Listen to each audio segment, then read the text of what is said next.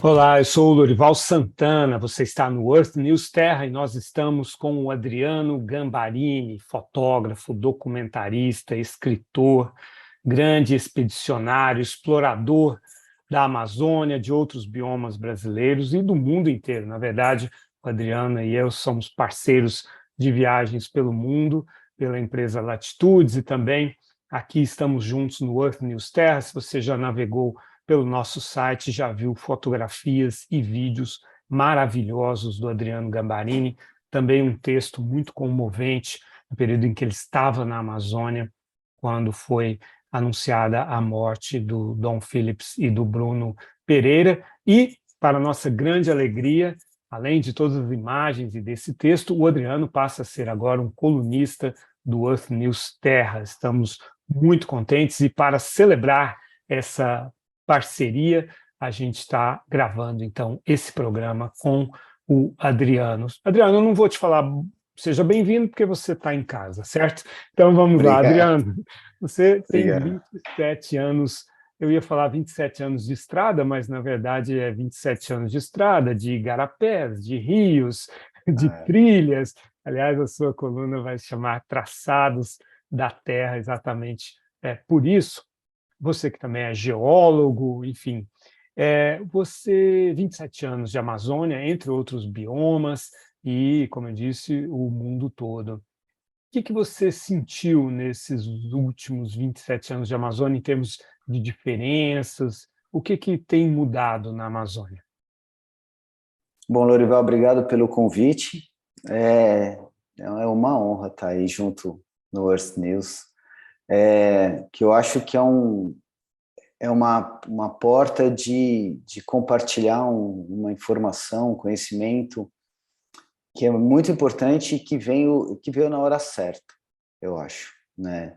Pelo mundo pela situação do mundo como um todo, não só da Amazônia, né? Hoje, aqui no Brasil, a gente tem esse foco muito grande em cima da Amazônia, mas há 15 dias atrás eu voltei da Caatinga, fui fazer um trabalho muito grande na Caatinga, que é um bioma esquecido, extremamente importante no Brasil, né?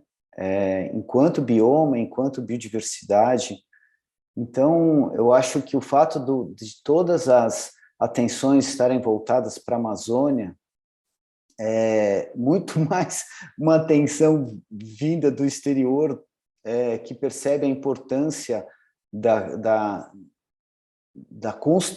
daquele bioma para o planeta em si, né? Principalmente da questão do clima mundial. Os outros biomas brasileiros merecem igual atenção, porque elas são de igual importância, todos os biomas, né? E, assim, o que eu notei, simplificadamente falando, na Amazônia, nesses 27 anos, assim, desses 27, são 27 anos de Amazônia como fotógrafo, né? E como um cara que acompanha muitas expedições científicas, justamente pelo meu pé na ciência, como geólogo e tal, e estar envolvido praticamente 100% da minha trajetória como fotógrafo, estar envolvido com ciência, né? Todos os tipos de ciência, né? O que eu tenho notado na Amazônia é assim, ao mesmo tempo em que eu percebi um aumento muito grande de pessoas preocupadas e dedicando a vida pela conservação e manutenção daquele bioma e daquela biodiversidade, ao mesmo tempo em que vem muito mais gente surgindo aí e se preocupando e sabendo a importância daquele bioma,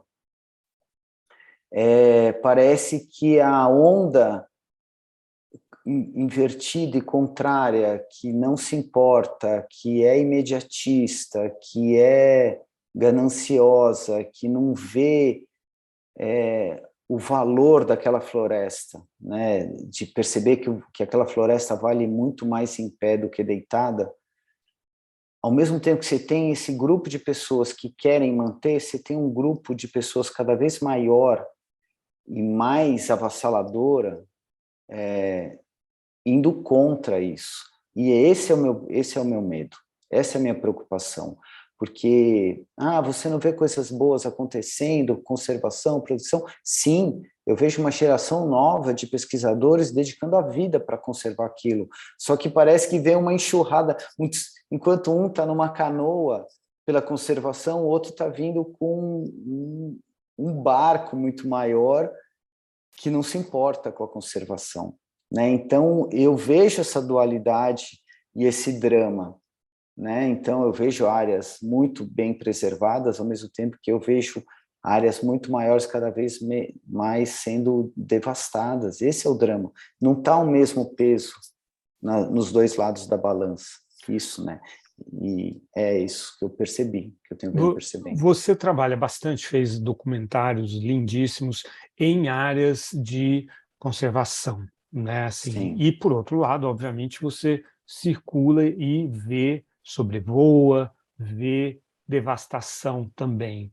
No balanço, aí de uma pergunta muito sensorial, assim, né? É claro que a gente tem os dados do desmatamento, a gente sabe que em torno de quase 20% da Amazônia já se perdeu e tal, mas nesses 27 anos, no balanço desses esforços por outro lado, essa exploração da fronteira agrícola, você tem uma sensação maior de ganho ou de perda? De perda. Principalmente na borda, né? Aquela coisa, é a velha história, a gente é uma sopa que está sendo comida pela borda.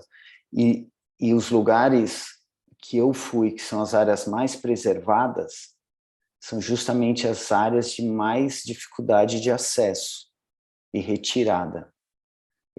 Né, elas ainda estão muito preservadas pela dificuldade de acesso.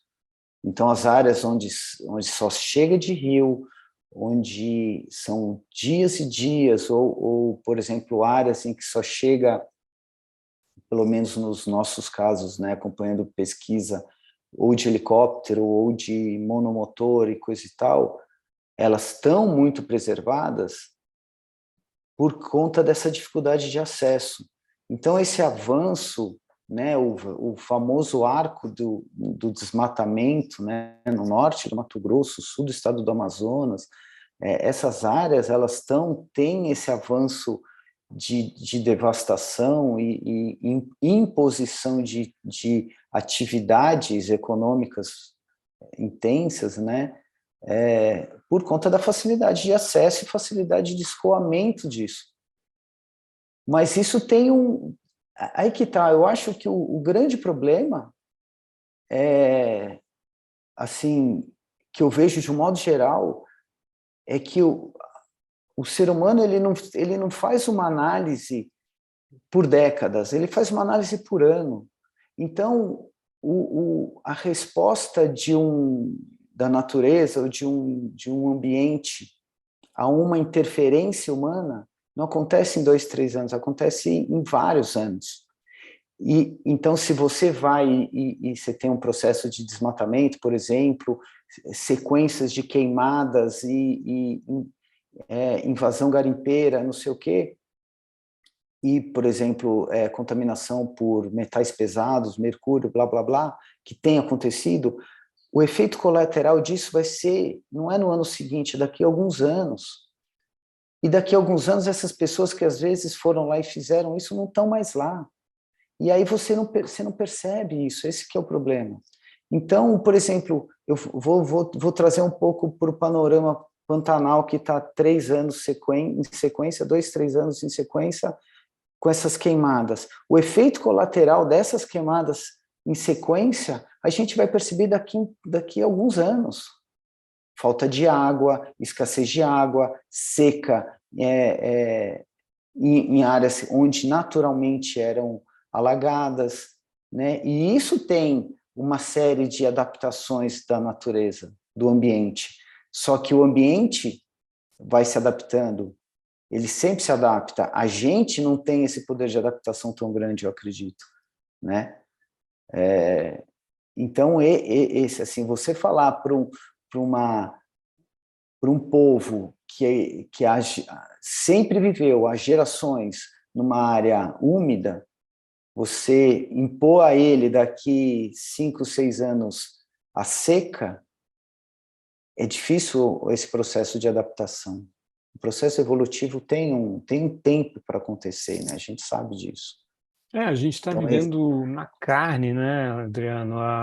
Como está seco, né? Você tá no interior de Minas Gerais agora? interior de Minas, e está seco Aqui, demais. eu estou em São Paulo, eu não me lembro, eu sei que essa época é uma época seca, né? Mas não me lembro de uma época tão seca assim. A ponto, a minha filha pequena, ela acorda durante a noite pedindo água. Ela Olha isso. é muito, né, Isso, emblemático. E a gente tem uma dificuldade, né, pela falta de familiaridade que muitas pessoas, principalmente no Brasil, têm com a ciência, né, que você está citando aí, o conhecimento científico. Aí as pessoas, o que você falou, são muito imediatistas, né, assim, e falam, não, mas em tal lugar teve inundação, choveu muito, então não está tendo seca. Em tal lugar fez mais exatamente. frio do que de hábito. Mas a gente está falando de extremos climáticos, né, de Sim, desequilíbrios, né, e que isso é também igualmente importante e que, em média, está ficando mais quente e mais seco, em e média, mais né? seco, exatamente. Isso é cientificamente comprovado. Você É. falou bastante... Oi, fala. Não, não, desculpa, só assim, e é muito interessante isso, porque às vezes, quando eu volto para o Sudeste e que me perguntam, como é que é a Amazônia, não sei o quê, né, as pessoas que não têm esse hábito de ir para o Norte, não percebe, quando você fala de rios voadores, quando você fala de que a chuva, para quem nunca foi para lá, para quem não é desse universo ambiental, né, para quem não tem interesse numa Amazônia, prefere ir passar férias em qualquer outro lugar, falar de chuva. Mas qual é a minha relação com a Amazônia? Eu não pertenço àquele universo. Pertence sim. Essa é a questão, o que você acabou de falar. A seca do Sudeste está diretamente relacionada a, a, as mudanças que estão acontecendo na Amazônia. É um fato. Isso não é papo de ecólogo, não é papo de ecochato, o famoso ecólogo. Não é isso. É um fato. É um fato. A gente É, vive numa esfera, né? Isso foi uma coisa que eu aprendi muito na geologia. Tudo que acontece em qualquer lugar do planeta existe uma reação a um outro lugar. Existe uma máxima que na geologia, assim, se em algum lugar está nascendo uma ilha, em algum outro lugar, um pedaço de terra tem que desaparecer. É um equilíbrio dentro de uma esfera. A gente está numa esfera, né? pois é. Então, é um fato isso. Então, se está faltando chuva num lugar que sempre teve chuva, isso vai ter o efeito colateral em algum outro lugar. É. É um E fato, os né? rios voadores é uma pesquisa belíssima, né, Adriano, que Sim, mostra sim, que foram usados marcadores, né, na água, para entender que ela vem do Oceano Atlântico, né, os ventos alísios tocam sim. essas nuvens, essa umidade para cima da floresta amazônica, lá chove, as copas das árvores guardam uma parte dessa água, ela Essa volta a água. evaporar, os ventos tocam elas até os Andes, que é aquele paredão que está É, ali a oeste do Brasil, e aí, por causa dos Andes, é que essas nuvens então vêm para cá, para o para centro-oeste, cá, para o sudeste exato. e para o sul. Então, é água que transpirou ali das árvores da Amazônia. Se não tiver essas árvores, essa água vai escorrer na terra, se for uma terra Sim, ali calcinada, sem as árvores, né? Vai para os rios, enfim, vai ser absorvida no lençol freático, enfim, não vai haver essas nuvens vindo para cá. É simples assim, exato. né? É simples. É uma equação simples, É, né? Então, mas aí que tá, as pessoas não pensam a médio, não estou nem falando longo prazo, o ser humano não pensa nem a médio prazo, não pensa né? nos filhos, né? Não é nos netos, é Exato, nos filhos, exato, dependendo da idade exato. da É, pessoa, né? Uma não matéria pensa sobre nos herdeiros. os rios voadores, a gente tem uma matéria explicando isso Aí, ó. no Earth News Terra. Adriano, você falou bastante de ciência e essa é uma questão central no nosso projeto, né? Uhum.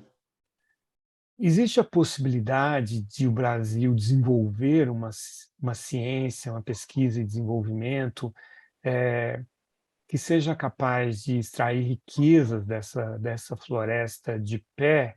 Eu tenho Sim. falado bastante, falei com o Adalberto Val sobre isso, o biólogo do Instituto Nacional de Pesquisa da Amazônia, e outros cientistas também a gente tem entrevistado aqui, né? Você acompanha bastante cientistas, tal, você vê essa Uhum. capacidade no Brasil, essa capacidade Sim. científica? Sim, eu trabalhei durante muitos anos acompanhando pesquisadores, sim, expedições científicas, né, que a gente ia para a Amazônia, ficava 15, 20 dias isolado de determinada área, seja com pesquisador do INPA, seja do Guild, do Museu Guild, né, do próprio Instituto Mamirauá. Eu vejo, sim, um trabalho muito intenso deles, e tanto do ponto de vista científico, dessa análise, né, da floresta e da descoberta assim, por exemplo, vou te dar um exemplo. Há poucos anos atrás, eu fotografei uma espécie nova de primata.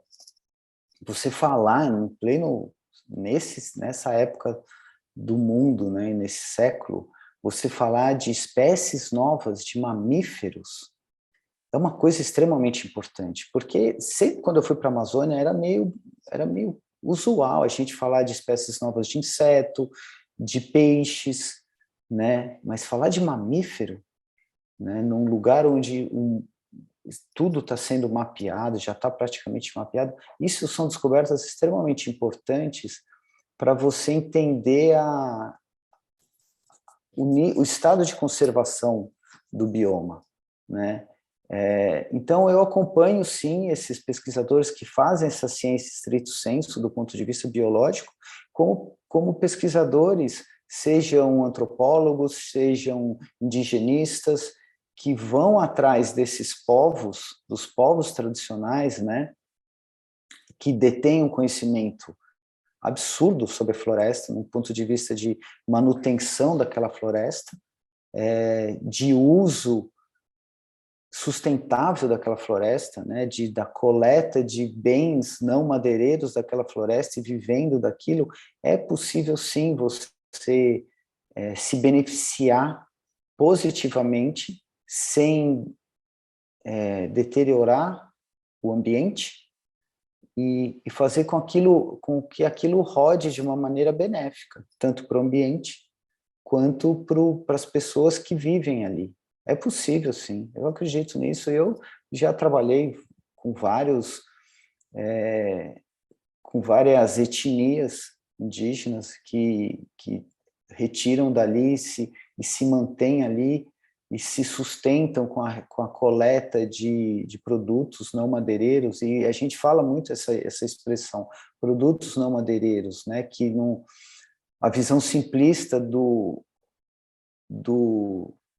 explorador olhando para uma Amazônia é só a madeira, mas não é só isso. Não é isso, basicamente, não é que não é só isso, não é isso. A madeira, ela é só o resultado de uma floresta, né?